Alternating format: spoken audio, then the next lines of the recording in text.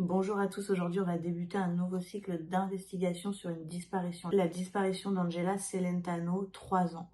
Lorsqu'elle a disparu, c'était le 10 août 1996 lors d'une excursion annuelle organisée par la communauté évangélique. J'ai pas vu beaucoup de vidéos sur le sujet, parce que toutes les vidéos qui sont parues étaient en italien. Cette disparition a eu lieu à Naples, il me semble, aux alentours de 13 heures ce jour-là. On va aller investiguer sur le sujet avec Lisa. Il faut vraiment garder à l'esprit que ça reste de l'hypnose, que ça reste une expérimentation et qu'il faut vraiment prendre ce qui résonne en vous. Ça reste notre canalisation et nos interprétations, et ça on le met vraiment en avant dans chacune de nos vidéos pour pas se créer de problèmes. On peut pas estimer que c'est la seule vérité, mais en tout cas c'est la nôtre. Je vous souhaite un très bon cycle d'investigation. Ok. Tu vas pouvoir, Lisa, te connecter au 10 août 1996. Tu te connectes à cette journée qui a lieu en Italie, près de Naples, sur le mont Feto. Et tu te connectes également à la disparition d'Angela Celentano. Donc tu es près de Naples, en Italie, le 10 août 1996. Je l'aperçois assez petite déjà et j'ai une sensation de famille autour d'elle. Mhm. C'est le cas, elle avait 3 ans et elle était très entourée ce jour-là et même les autres jours, mais il y avait un événement ce jour-là. Ok.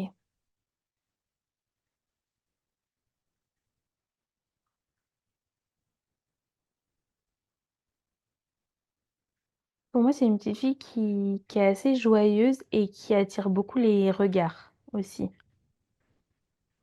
D'accord? Je la sens vraiment très lumineuse, très enjouée. T'as un côté assez solaire. Tu vois, c'est le genre de petite fille pour moi où quand tu la vois, tu sais, les gens ils disent, oh là là, qu'est-ce qu'elle est belle votre petite. Mhm. Tu vois, j'ai vraiment ce sentiment-là. Ok. Est-ce qu'elle aura attiré le regard de quelqu'un d'extérieur à sa famille ou est-ce que pour débuter et comprendre cette disparition est liée à une personne de sa famille directement?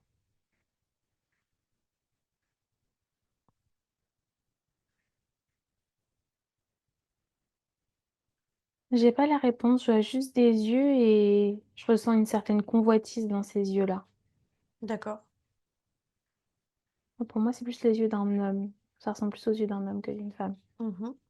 Mais sans certitude parce que j'ai que les yeux. D'accord.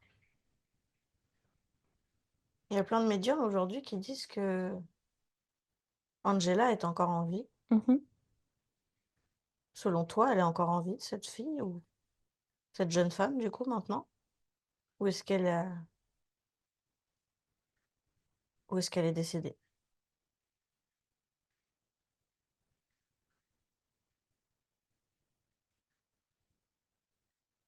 Est-ce que tu la vois grandir, cette petite fille, après sa disparition?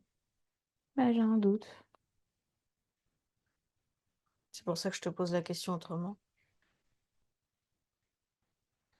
Elle avait 3 ans. Est-ce que tu la vois grandir, atteindre d'autres âges après sa disparition? Oui, je la vois grandir quand même un peu.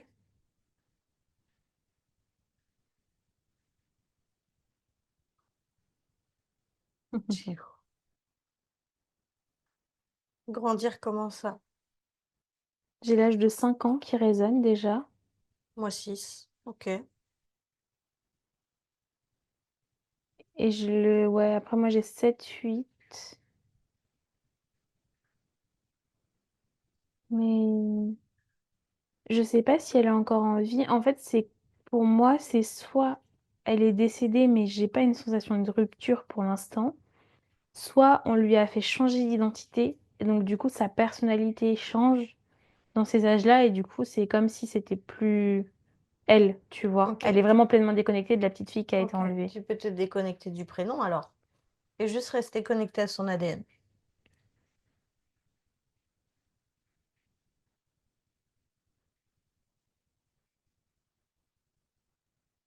J'ai 30 qui résonnent. Donc pour toi, elle est encore en vie. Elle est... Tu m'as dit qu'elle avait elle a disparu en quelle Alors, elle année? a 31, 32 ans aujourd'hui. Ok. Elle a Donc, disparu, ouais, je pense que c'est ça, hein, je suis 1996. ok. Et elle avait déjà 3 ans. Donc, ouais, elle est née Moi, je suis en née en 93. 92, j'ai 33, je vais avoir 33. Donc, ouais, elle aurait 32. Bah ouais, du coup, ça collerait, je pense. Elle aurait pas exactement 32 parce qu'il y a un peu plus de décalage avec moi, du coup. Bah si en 96, elle avait 3 ans, ça veut dire qu'elle est née en Ah 93. oui, j'oublie qu'elle avait 3 ans, excuse-moi. À chaque fois, j'oublie. Ok, ouais, c'est ça. Donc, mon calcul était à peu près bon. Donc, cette petite fille, selon toi, aurait été enlevée par un homme. Mhm. Et cet homme, c'était quoi son but? C'était de se faire passer pour son papa? C'était quelqu'un de sa famille? C'était une personne inconnue? Hmm, Pour moi, c'était pas inconnu, inconnu. La petite, elle l'avait déjà vu. Donc, elle le connaît. Donc, ça veut dire que les parents de d'Angela connaissent cette personne. Ça, je suis pas persuadée, par contre. C'est plus en mode de... Elle l'a croisée à quelques moments. Je sais pas s'il y a des moments où elle était laissée seule, tu Elle a vois. 3 ans. Bah, je sais pas Comment ton enfant si... peut connaître quelqu'un que toi-même tu ne connais pas si ton enfant a Mais 3 ans? c'est pour ça que je fais la nuance entre déjà vu et connaître. Pour moi, c'est pas quelqu'un qu'elle côtoie Ok, tous est-ce les que ça jours. pourrait être quelqu'un qu'elle a croisé chez une nounou, chez une tante, chez quelqu'un qui la gardait, par exemple? Bah ouais, ça c'est possible. Ok. Ou tu vois, genre en mode, je sais pas, elle joue devant chez elle et elle, tu vois, il y a un monsieur qui s'arrête pour lui dire bonjour. Hmm, Tu vois, ce genre de choses. d'accord. Et du coup, cet homme avait prévu, prémédité cet enlèvement?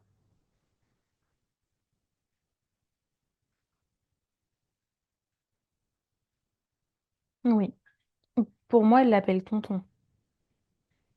Enfin, elle l'appelait tonton à ce moment-là. Donc, t'es sûr que ses parents ne connaissaient pas cet homme? Ben, je pense pas, non. Ok, je vais te donner d'autres infos, Lisa. Donc, aux alentours de 13 heures, la disparition est annoncée. Une info que je te donne. Donc, en fait, ce Renato, c'est lui qui a expliqué, ce petit garçon de 11 ans, qu'en fait, il s'était éloigné et que, elle avait tenté de le suivre et qu'il lui avait dit de faire demi-tour et qu'elle avait fait demi-tour. Ok, Donc, elle s'est peut-être fait attraper à ce moment-là. ok. Donc, c'est une info que je te donne. Les parents d'Angela Cate- Catello et Maria Celentano sont membres actifs de la communauté évangélique locale. Donc moi, ma question, c'est est-ce que cet homme fait partie de cette communauté? Ouais, c'est possible. D'accord? D'accord. Donc en fait, il ne le connaîtrait pas directement, cet homme, mais c'est quelqu'un même les parents, qui croisaient alors, C'est qui fait ça. partie de la communauté. Mm. Et il n'y a pas eu de témoin, selon toi, concernant cette disparition? Pour moi, il n'y a pas de témoin vraiment euh, important dans le sens, enfin vraiment hyper au courant et tout, tu vois. Il n'y a pas quelqu'un qui est capable de dire aujourd'hui, oui, j'ai tout vu, je sais ce qui s'est passé. Ok. Est-ce que ce tonton est un oncle?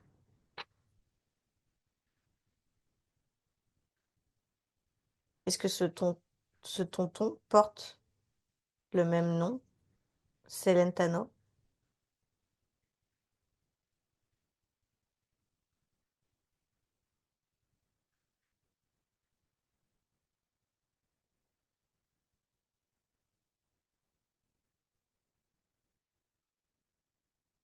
J'arrive pas à décider.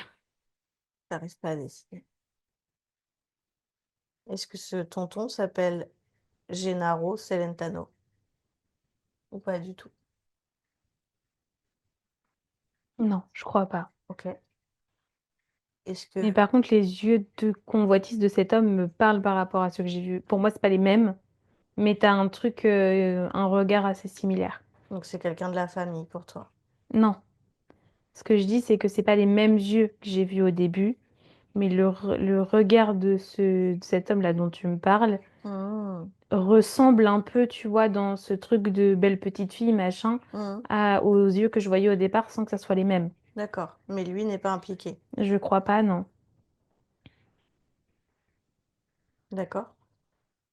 Cette personne qui faisait partie de cette communauté, est-ce qu'elle est sortie de cette communauté après avoir enlevé cette petite fille? Ou est-ce qu'il a continué à participer à cette communauté? Quelque temps, mais il est parti. Aujourd'hui, pour moi, il est plus au même endroit. Il a bougé. D'accord. Il vit seul? Il l'a enlevé seul?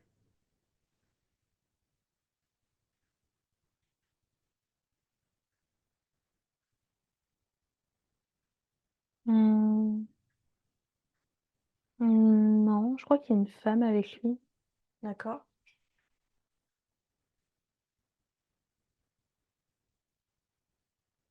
Comment il a fait pour cacher cette petite fille toutes ces années? Il s'en est occupé comme sa propre fille? Pourquoi il l'a enlevée? Il la voulait. Pourquoi il la voulait?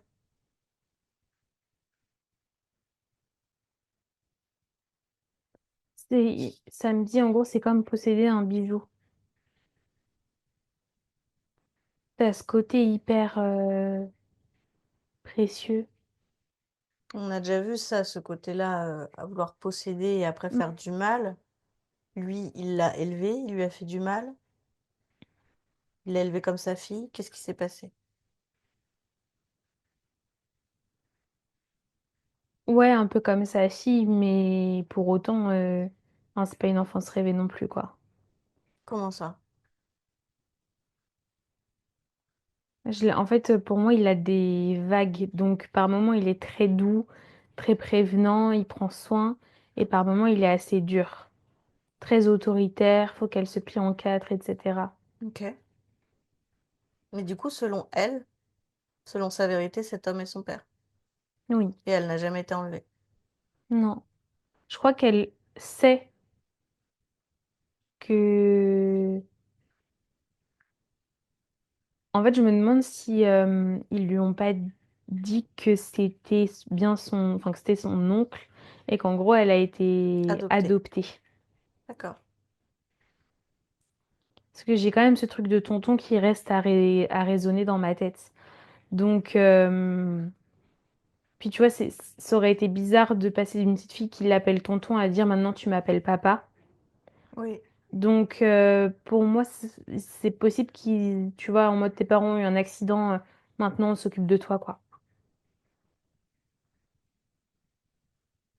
D'accord. Mais pour moi, elle a très peu, voire pas de souvenir d'avant ses 3 ans.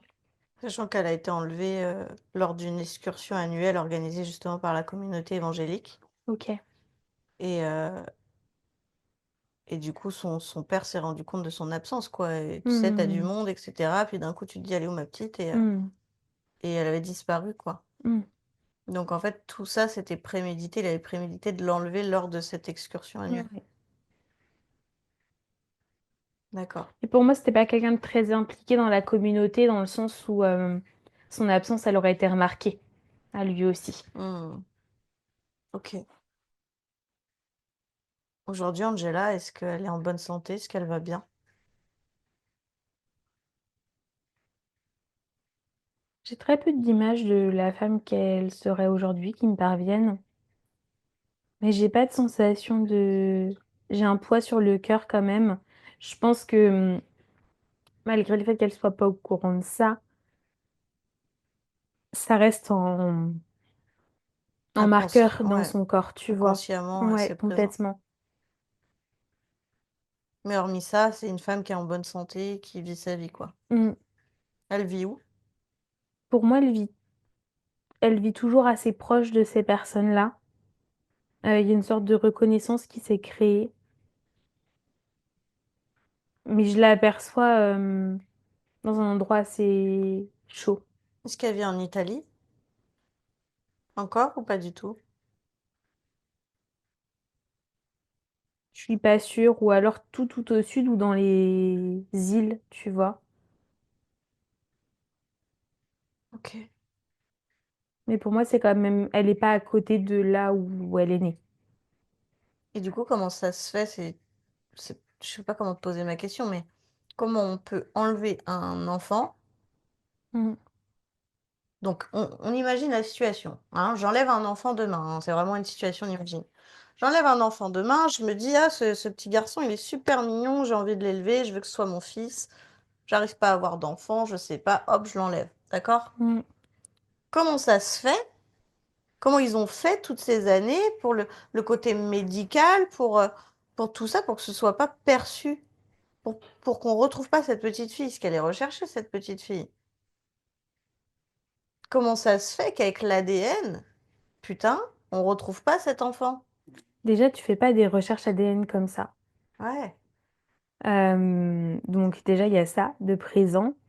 Et vu qu'il y a le côté pour moi adopté, je pense qu'il y a dû avoir un lien avec des orphelinats à l'étranger qu'on crée, tu vois, contre une somme d'argent des faux papiers. punaise. Ok, Et juste pour revenir sur ta question du pays, ça m'a montré sinon le Portugal. ok, Donc, ce serait peut-être sud du Portugal ou en île portugaise, t'as Madère aussi. Donc, ça peut être une piste, ça reste quand même sensiblement dans le même coin si tu prends à l'échelle du globe. ok. Ok, je te remercie. J'ai pas d'autres questions.